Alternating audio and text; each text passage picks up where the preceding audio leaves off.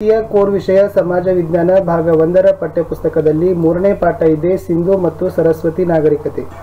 ಈ ಪಾಠದ ಅಭ್ಯಾಸ ಪ್ರಶ್ನೋತ್ತರಗಳನ್ನು ನೋಡೋಣ.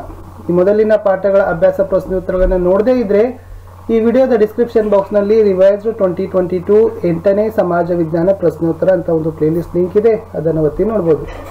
ವಿಡಿಯೋವನ್ನು ಲೈಕ್ ಮಾಡಿ, ನೀವು ಬಳಸ್ತಕ್ಕಂಥ ಸೋಷಿಯಲ್ ಮೀಡಿಯಾ ಪ್ಲಾಟ್ಫಾರ್ಮ್ಗಳಲ್ಲಿ ಇದರ ಲಿಂಕನ್ನು ಹೆಚ್ಚು ಶೇರ್ ಮಾಡಿ ಅಂತ ಹೇಳ್ತಾ, ಫಸ್ಟ್ ಟೈಮ್ ವಿಡಿಯೋವನ್ನು ನೋಡ್ತಾ ಇದ್ರೆ ಚಾನಲನ್ನು ಸಬ್ಸ್ಕ್ರೈಬ್ ಮಾಡಿ. ನಮ್ಮ ಟೆಲಿಗ್ರಾಮ್ ಗ್ರೂಪನ್ನು ಈ ವಿಡಿಯೋದ ಡಿಸ್ಕ್ರಿಪ್ಷನ್ ಬಾಕ್ಸ್ನಲ್ಲಿ ಲಿಂಕನ್ನು ಪೇಸ್ಟ್ ಮಾಡಿದ್ದೀವಿ, ಅದಕ್ಕೂ ಕೂಡ ಬಂದು ಜಾಯ್ನ್ ಆಗಿ.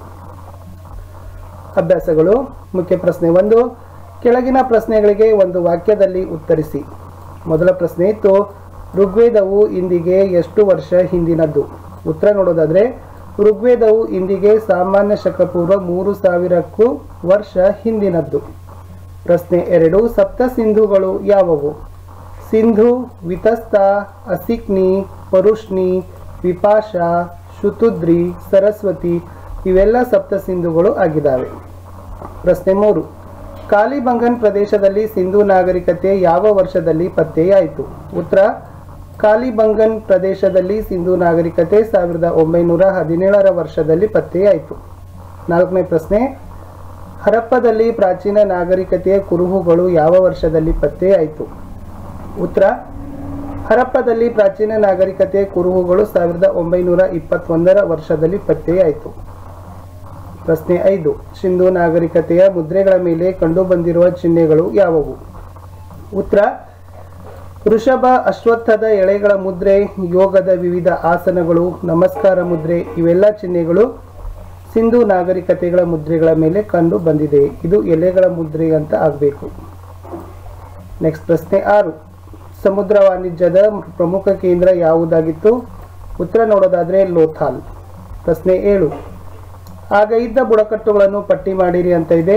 ಉತ್ತರ ನೋಡೋದಾದ್ರೆ ಭಾರತ, ಪುರು, ಆನು, ಧ್ರುಯು, ತುರ್ವಶ ಮತ್ತು ಯದು ಇವೆಲ್ಲ ಏನಪ್ಪ ಅಂದ್ರೆ ಆಗಿನ ಸಮಯದಲ್ಲಿ ಇದ್ದ ಬುಡಕಟ್ಟುಗಳು. ಪ್ರಶ್ನೆ 8, ಯಾವ ತಾಣದಲ್ಲಿ ಮಳೆ ನೀರನ್ನ ಸಂಗ್ರಹಿಸುವ ವ್ಯವಸ್ಥೆ ಇತ್ತು? ಧೋಲಾವೀರ ಅಂತಕ್ಕಂಥದ್ದು ಸರಿಯಾದ ಉತ್ತರ. ಪ್ರಶ್ನೆ 9, ಆರ್ಯರ ಆಗಮನ ಸಿದ್ಧಾಂತವನ್ನು ತಪ್ಪೆಂದು ಹೇಳಿದವರು ಯಾರು? ಉತ್ತರ, ಡಾಕ್ಟರ್ ಬಾಬಾ ಸಾಹೇಬ್ ಅಂಬೇಡ್ಕರ್. ಪ್ರಶ್ನೆ 10, ಸಿಂಧು ನಾಗರಿಕತೆಯ ನಗರಗಳ ಉದ್ದಳತೆಗಳು ಯಾವ ಗ್ರಂಥಗಳ ಉಲ್ಲೇಖಗಳಿಗೆ ಹೊಂದಿಕೊಳ್ಳುತ್ತವೆ? ಉತ್ತರ ನೋಡೋದಾದ್ರೆ ಶತಪಥ ಬ್ರಾಹ್ಮಣ ಇದೆ, ಶುಲ್ಬ ಸೂತ್ರ ಇದೆ, ಬೃಹತ್ ಸಂಹಿತೆ. ಇನ್ನು ಮುಂದಿನ ಈ ಪ್ರಶ್ನೆಗಳಿಗೆ 3-4 ವಾಕ್ಯಗಳಲ್ಲಿ ಉತ್ತರಗಳನ್ನು ಬರೀಬೇಕು. 11ನೇ ಪ್ರಶ್ನೆ ಇತ್ತು, ಸಿಂಧು ಸರಸ್ವತಿ ನಾಗರಿಕತೆಯ ಕುರುಹುಗಳು ಹೇಗೆ ಪತ್ತೆಯಾದವು ಅಂತ ಇದೆ. ಉತ್ತರ ನೋಡೋದಾದ್ರೆ 1921ರ ಸುಮಾರಿಗೆ ಪಂಜಾಬಿನ ಸಿಂಧು ಕಣಿವೆ ಪ್ರದೇಶದಲ್ಲಿ ರೈಲಿನ ಹಳಿಗಳನ್ನು ಜೋಡಿಸುವಾಗ ಅಲ್ಲಿನ ತಂತ್ರಜ್ಞರಿಗೆ ಹರಪ್ಪದ ಪ್ರಾಚೀನ ನೆಲೆಗಳು ಪತ್ತೆಯಾಗ್ತವೆ. ಮುಂದೆ ಪ್ರಾಕ್ತನ ಅಧ್ಯಯನಗಾರರ ನಿರಂತರವಾಗಿ ಸಂಶೋಧನೆ ಮಾಡೋದ್ರಿಂದ ಆ ಕುರುಹುಗಳು ಕಂಡು ಬಂದವೆ.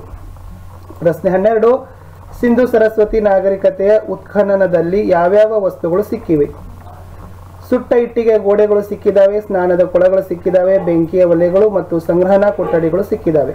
ಪ್ರಶ್ನೆ 13, ಈ ನಾಗರಿಕತೆಯ ಸ್ನಾನದ ಕೊಳಗಳು ಹೇಗೆ ರಚನೆಯಾಗಿದ್ದವು ಅಂತ ಕೇಳಿದ್ದಾರೆ. ಮೊಹೆಂಜೊದಾರೋದಲ್ಲಿ ಒಂದು ಸ್ನಾನದ ಕೊಳ ಪತ್ತೆಯಾಗಿದೆ. ಇದನ್ನು ಇಟ್ಟಿಗೆಗಳಿಂದ ಕಟ್ಟಿದ್ದಾರೆ. ಕೊಳದಿಂದ ನೀರಿನ ಸೋರಿಕೆ ಆಗದಂತೆ ಎಚ್ಚರಿಕೆಯನ್ನು ವಹಿಸಿ ನಿರ್ಮಾಣವನ್ನು ಮಾಡಿದ್ದಾರೆ. 2 ಕಡೆಗಳಲ್ಲಿ ಇಳಿಯಲು ಮೆಟ್ಟಿಲುಗಳನ್ನು ಮತ್ತು ಸುತ್ತಲೂ ಕೊಠಡಿಗಳನ್ನು ನಿರ್ಮಾಣವನ್ನು ಮಾಡಿದ್ದಾರೆ. ಪ್ರಶ್ನೆ 14, ಅವರು ಯಾವ್ಯಾವ ಲೋಹಗಳನ್ನು ಬಳಸುತ್ತಿದ್ದರು, ಅವುಗಳ ಕುರುಹುಗಳೇನು ಅಂತ ಕೇಳಿದ್ದಾರೆ. ಸಿಂಧು ಸರಸ್ವತಿ ನಾಗರಿಕತೆ ಜನ ಲೋಹ ಮತ್ತು ಬೆಲೆ ಬಾಳುವ ಹರಳುಗಳನ್ನು ಬಳಸ್ತಾ ಇದ್ರು. ಮಣಿ ಮತ್ತು ಮುದ್ರೆಗಳಲ್ಲಿ ಇವುಗಳನ್ನು ನಾವು ಹೆಚ್ಚಿಗೆ ಕಾಣ್ತೀವಿ. ಈ ಲೋಹಗಳಿಂದ ನಿರ್ಮಿಸಿದ ಬಳೆಗಳು ಅಧಿಕ ಸಂಖ್ಯೆಯಲ್ಲಿ ನಮ್ಗೆ ಏನಾಗಿದಾವಪ್ಪ ಅಂದ್ರೆ ಪತ್ತೆ ಆಗಿದ್ದಾವೆ. ಪ್ರಶ್ನೆ 15, ಆರ್ಯ ದ್ರಾವಿಡ ಮಿಥ್ಯೆಯನ್ನ ಯಾರು ಸೃಷ್ಟಿಸಿದರು ಅಂತ ಇದೆ. ಬ್ರಿಟಿಷರು ಅಂತಕ್ಕಂಥದ್ದು ಸರಿಯಾದ ಉತ್ತರ ಇತ್ತು. ಇನ್ನು ಈ ಕೆಳಗಿನ ಪ್ರಶ್ನೆಗಳಿಗೆ 7-8 ವಾಕ್ಯಗಳಲ್ಲಿ ಉತ್ತರಗಳನ್ನು ಬರೀಬೇಕಿತ್ತು. ಮೊದಲ ಪ್ರಶ್ನೆ ಬಂತು, ಸಿಂಧು ಸರಸ್ವತಿ ನಾಗರಿಕತೆಯ ನಗರ ನಿರ್ಮಾಣ ಹೇಗಿತ್ತು ಎಂಬುದನ್ನು ವಿವರಿಸಲಿಕ್ಕೆ ಹೇಳಿದ್ದಾರೆ. ಉತ್ತರ ನೋಡೋದಾದ್ರೆ ಇಲ್ಲಿ ನಗರದಲ್ಲಿ ತಗ್ಗು ಪ್ರದೇಶಗಳಲ್ಲಿ ಮಾತ್ರ ಜನವಸತಿಯನ್ನ ಕಂಡುಬಂದಿತ್ತು. ರಸ್ತೆಗಳು ಮತ್ತು ಒಳಚರಂಡಿ ವ್ಯವಸ್ಥೆ ಉತ್ತಮವಾಗಿತ್ತು. 1 ಅಥವಾ 2 ಅಂತಸ್ತಿನ ಮನೆಗಳನ್ನು ನಾವು ಏನ್ ಮಾಡ್ತೀವಪ್ಪ ಅಂದ್ರೆ ಇಟ್ಟಿಗೆಗಳಿಂದ ಕಟ್ಟಿರ್ತಕ್ಕಂಥದ್ದನ್ನ ಇಲ್ಲಿ ನೋಡ್ತೀವಿ. ಈ ಮನೆಗಳ ಗೋಡೆಗಳು ಭದ್ರವಾಗಿ ಕಂಡು ಬಂದವೆ. ಪ್ರತಿಯೊಂದು ಮನೆಗಳು ಸ್ನಾನದ ಕೊಠಡಿಗಳನ್ನು ಹೊಂದಿದ್ದಾವೆ. ಇಲ್ಲಿ ಏನೊಂದು ಒಳಚರಂಡಿ ವ್ಯವಸ್ಥೆ ಇದೆಲ್ಲ, ಈ ಒಳಚರಂಡಿ ವ್ಯವಸ್ಥೆ ನೋಡಲೆಂದೇ ಪ್ರತ್ಯೇಕ ಅಧಿಕಾರಿಗಳನ್ನ ಅವರು ನೇಮಕವನ್ನ ಮಾಡಿದ್ರು. ಪ್ರಶ್ನೆ 17. ಸಿಂಧು ಸರಸ್ವತಿ ನಾಗರಿಕತೆಯ ಕುರುಹುಗಳು ವೈದಿಕ ಪರಂಪರೆಯ ಅವಿಚ್ಛಿನ್ನತೆಯನ್ನು ತೋರಿಸುತ್ತವೆ ಹೇಗೆ ಎಂಬುದನ್ನು ಗುರುತಿಸಿ. ಅವಿಚ್ಛಿನ್ನತೆ ಅಂದ್ರೆ ಗುರುತು ಅಂತ ನಾವು ಹೇಳಬಹುದು. ಉತ್ತರ: ಈ ಸಿಂಧು ಸರಸ್ವತಿ ನಾಗರಿಕತೆಯ ಮುದ್ರೆಗಳ ಮೇಲೆ ನಮಗೆ ಬಹಳಷ್ಟು ಕುರುಹುಗಳನ್ನ ಗುರುತುಗಳನ್ನ ನಾವು ನೋಡ್ತೀವಿ. ಇವುಗಳ ಮೇಲೆ ಮುದ್ರೆಗಳ ಮೇಲೆ ಋಷಭದ ಚಿತ್ರ ತುಂಬಾನೇ ಪ್ರಮುಖವಾಗಿದೆ. ಎರಡನೇದು ಅಶ್ವತ್ಥೆಲೆಗಳ ಚಿತ್ರನೂ ಕೂಡ ಏನಾಗ್ತದೆ ಅಂದ್ರೆ ತುಂಬಾನೇ ಮಹತ್ವಪೂರ್ಣವಾಗಿ ನಮಗೆ ಕಂಡು ಬಂದದ. ಅಲ್ಲಿ ಯೋಗದ ವಿವಿಧ ಆಸನಗಳಿದಾವೆ, ನಮಸ್ಕಾರ ಮುದ್ರೆ. ಸೊ ಇವುಗಳ ಮೂರ್ತಿಗಳು ಸಹಿತ ನಮ್ಗೆ ಏನ್ ಮಾಡಿದಾವಪ್ಪ ಅಂದ್ರೆ ಸಿಕ್ಕಿದಾವೆ. ಶಿವನ ವಾಹನವಾಗಿ ಮತ್ತು ಧರ್ಮದ ಪ್ರತೀಕವಾಗಿ ನಿಲ್ತಕ್ಕಂಥ ಋಷಭದ ಚಿಹ್ನೆ ಇದೆ. ಜಗತ್ ವೃಕ್ಷ ಅಂತಕ್ಕಂಥದ್ದು ಒಂದು ಅಶ್ವತ್ಥದ ಎಲೆನೂ ಕೂಡ ಕಂಡು ಬಂದದ. ಈ ವೈದಿಕ ದರ್ಶನಗಳಲ್ಲಿ ಒಂದಾಗಿರ್ತಕ್ಕಂಥ ಯೋಗವನ್ನ ಕೂಡ ನಾವು ಏನ್ ಮಾಡ್ತೀವಪ್ಪ ಅಂದ್ರೆ ಇವೆಲ್ಲ ಕುರುಹುಗಳು ಗುರುತುಗಳು ನಮಗೆ ಎಲ್ಲಿ ಕಂಡು ಬಂದಿದ್ದಾವೆ?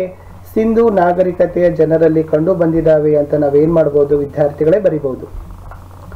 ಕಡೆ ಪ್ರಶ್ನೆ ಇತ್ತು, ಪ್ರಶ್ನೆ ಸಂಖ್ಯೆ 18. ವೇದ ಕಾಲದ ಸಮಾಜ ವ್ಯವಸ್ಥೆ ಹೇಗಿತ್ತು ಅಂತ ಕೇಳಿದ್ದಾರೆ. ಉತ್ತರ ನೋಡೋಣ. ಈ ವೇದ ಕಾಲದಲ್ಲಿ ಹಲವಾರು ರೀತಿಯ ಮನೋಭಾವಗಳಿಗೆ ಮತ್ತು ಜೀವಿಕೆಯ ವಿಧಾನಗಳಿಗೆ ಅನುಸಾರವಾಗಿ ಬ್ರಾಹ್ಮಣ ಮತ್ತು ಕ್ಷತ್ರಿಯ ಅಂತಕ್ಕಂಥ ಎರಡು ವರ್ಣಗಳು ಇದ್ದವು. ಈ ವಿದ್ಯೆಯ ಕಲಿಕೆ ಮತ್ತು ಕಲಿಸುವಿಕೆಗಳಲ್ಲಿ ಬ್ರಾಹ್ಮಣರು ಪ್ರಧಾನವಾಗಿ ತಮ್ಮಷ್ಟಕ್ಕೆ ತಾವೇ ತೊಡಗಿಕೊಂಡಿದ್ರು. ಆದ್ರೆ ಈ ಕ್ಷತ್ರಿಯರು ಏನ್ ಮಾಡ್ತಿದ್ರಪ್ಪ ಅಂದ್ರೆ ಪಾಲನೆ ಮತ್ತು ರಕ್ಷಣೆ ಕೆಲಸವನ್ನ ಹೊತ್ಕೊಂಡಿದ್ರು. ಸಾಮಾನ್ಯವಾಗಿ ವಾಸಿಸ್ತಕ್ಕಂಥ ಜನರನ್ನ ವಿಷಹ ಅಂತ ಏನ್ ಮಾಡ್ತಾರಪ್ಪ ಅಂದ್ರೆ ಕರಿತಿದ್ರು. ವೇಶ್ಯರು ವ್ಯಾಪಾರ ಮತ್ತು ವಾಣಿಜ್ಯಗಳಲ್ಲಿ ತೊಡಗಿಕೊಂಡಿದ್ರು. ಶೂದ್ರರು ಎಲ್ಲಾ ಹಂತಗಳಲ್ಲಿ ದುಡಿತಕ್ಕಂಥ ಒಂದು ವರ್ಗಕ್ಕೆ ಸೇರಿದವರು ಆಗಿದ್ರು. ಇಲ್ಲಿ ಮುಖ್ಯವಾಗಿ ಸಭಾ ಮತ್ತು ಸಮಿತಿ ಅಂತಕ್ಕಂಥ ಒಂದೆರಡು ಸಂಸ್ಥೆಗಳು ಬರ್ತವೆ. ಇವುಗಳು ಸಲಹೆಗಳನ್ನ ನೀಡ್ತಕ್ಕಂಥ ವ್ಯವಸ್ಥೆಯಾಗಿತ್ತು ರಾಜಕೀಯವಾಗಿ ಅಂತ ನಾವೇನ್ ಮಾಡ್ಬೋದು ವಿದ್ಯಾರ್ಥಿಗಳೇ ಹೇಳಬಹುದು. 19ನೇ ಪ್ರಶ್ನೆ. ವೇದ ಕಾಲದಲ್ಲಿ ಕೃಷಿ ಮತ್ತು ವ್ಯಾಪಾರಗಳ ಬದುಕು ಹೇಗಿತ್ತು?